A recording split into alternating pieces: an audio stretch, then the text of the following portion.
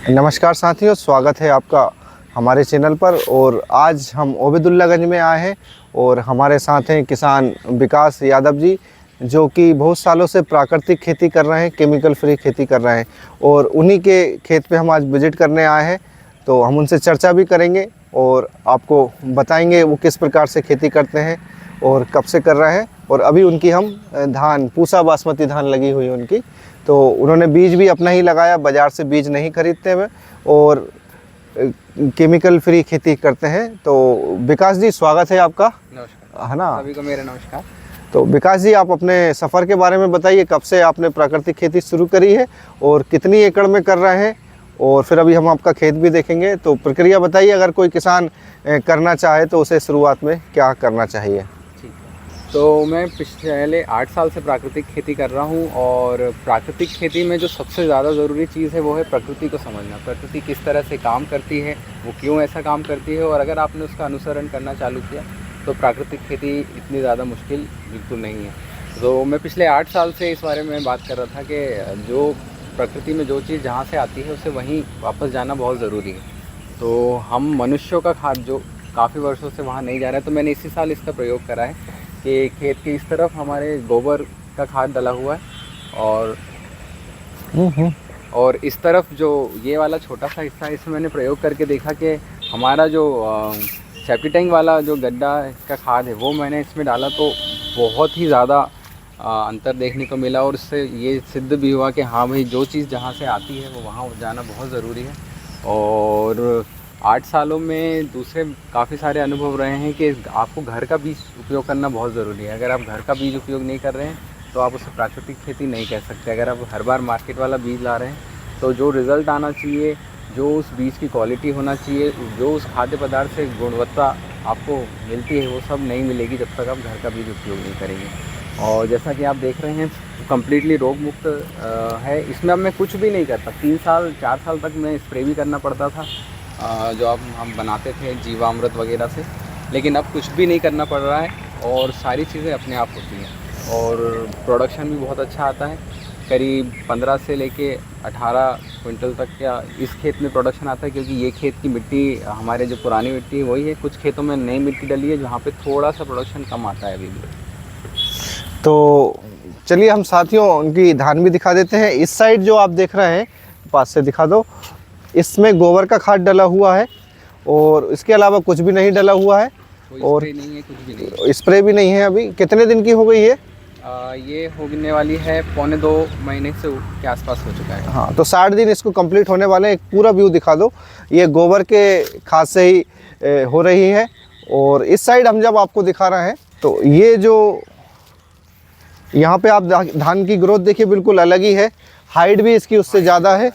और हाँ, गड्ढे में है जबकि ये।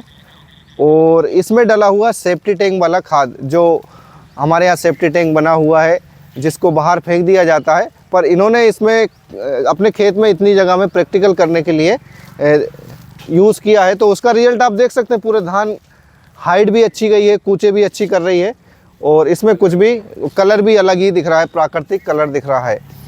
तो विकास जी से हम फिर एक और क्वेश्चन पूछेंगे कि विकास जी, जो किसान भाई हैं रासायनिक खाद डाल रहे हैं, उनको क्या करना चाहिए कि वो इस विधि में आ जाएं, या धीरे धीरे करके आ सकते हैं 1-2 एकड़ 3 एकड़ से, जितने भी से भी करना चाहें, तो उनको कैसे शुरुआत करना चाहिए, इसके बारे में थोड़ा सा बताइए। ठीक है, तो शुरुआत में जो सबसे ज़्यादा ज़रूरी होता है वो है खेत की तैयारी।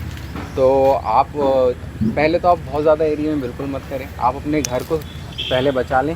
उसके लिए आप जितना छोटा एरिया में आप कर सकते हैं, आधा एकड़, 1 गड्ढा, 1 एकड़, उसी में चालू करें। और उसमें बढ़िया अपने खाद की तैयारी करें। पवन जी से ज़रूर मुलाकात करें, क्योंकि उनके प्रोडक्ट भी काफ़ी अच्छे हैं, तो वो उपयोग करके आप शुरुआत करिए। लेकिन एक छोटे एरिया से शुरुआत करिए। बीज जो प्राकृतिक हो वही उपयोग करें। अगर आपने मार्केट का बीज लाया तो आपको रिज़ल्ट मिलने में बहुत टाइम लग जाएगा, और मार्केट का बीज यूज़ करने से आप उसको प्राकृतिक बोल भी नहीं सकते, क्योंकि मार्केट में जो बीज है उनके साथ बहुत सारे खिलवाड़ हो चुके रहते हैं। उनका जीन मॉडिफाई हो सकता है, वो हाइब्रिड हो सकते हैं, वो हाई यील्ड वैरायटीज़ हो सकती हैं। तो इसके विषय में भी एक हाई यील्ड के ऊपर मैं बात करूँगा कि जब भी हम, जैसे अगर मैं ही कहीं जॉब करने जाऊँ तो मुझे कोई वज़न के आधार पर नौकरी नहीं देता। कि अगर मेरा वज़न सबसे ज़्यादा होगा तो मुझे नौकरी मिलेगी, क्योंकि सिर्फ वज़न ही एक गुण ऐसा नहीं है जो होना चाहिए हर चीज़ में। वज़न के साथ साथ उसकी बुद्धि, उसके मन की शक्ति और भी बहुत सारी चीज़ें होती है जो होना चाहिए। वैसे ही सेम लॉजिक आपकी फसल में भी लगता है। अगर वो सिर्फ वज़न बढ़ाने का काम करेगी तो बाकी सारी चीज़ें उसमें कमज़ोर होगी, ना उसमें इम्यूनिटी बढ़ाने की क्षमता ज़्यादा होगी, ना उसमें बुद्धि बढ़ाने की क्षमता ज़्यादा होगी, क्योंकि उसने पूरी अपनी जो क्षमता है वो सिर्फ वज़न बढ़ाने में ही लगा दी। तो ये सेम आप अगर लॉजिक लेके आओगे खेती में, तो सिर्फ वज़न ही, सिर्फ प्रोडक्शन ही सब कुछ नहीं है, उसके अलावा भी फसल बहुत सारी चीज़ें आपको देती है। वो आपको इम्यूनिटी देती है, वो आपको सोचने समझने की क्षमता देती है, वो आपके अंदर धैर्य धारण करने की क्षमता देती है। तो सिर्फ आप खेती को पेट भरने के लिए नहीं सोचें, क्योंकि खेती सिर्फ पेट नहीं भरती, वो आपके मन को भी पुष्ट करती है, वो आपकी आत्मा को भी पुष्ट करती है, वो आपकी बुद्धि को भी पुष्ट करती है, जो आप अन्न ग्रहण कर रहे हैं। तो ये थे विकास यादव जी, जो कि प्राकृतिक किसान हैं, प्राकृतिक खेती करते हैं, और यहीं पे इनका घर भी आप पीछे देखेंगे। तो ये धान एक बार फिर से दिखा दीजिए। ये सेफ्टी टैंक के खाद से हुई है, इसमें प्रैक्टिकल किया है, और बड़ी अच्छी ग्रोथ है इसमें, आप देख सकते हैं। तो साथियों, अभी जो हमारी बातचीत हुई है उसका जो सार है कि जैसे विकास जी ने बताया कि प्रकृति से आप जो भी ले रहे हैं तो उतना नहीं लौटा सकते, तो कम से कम उसका 30%, 40%, 50% प्रकृति को वापस लौटा दीजिए। तो साथियों, प्रकृति से आप जो ले रहे हैं उसको प्रकृति को लौटा दीजिए, चाहे आप उससे फसल ले रहे हैं तो आप शेष लौटा दीजिए। और फिर हम साथियों अगले वीडियो में फिर मिलेंगे किसी नए किसान के साथ। यदि आपने हमारे चैनल को सब्सक्राइब नहीं किया है तो कर लीजिए, और विचार अच्छा लगे तो इसको ज़्यादा से ज़्यादा शेयर करिए, ताकि ज़्यादा से ज़्यादा किसान प्राकृतिक खेती की ओर लौटें और प्रकृति की रक्षा में सहयोग करें। धन्यवाद साथियों।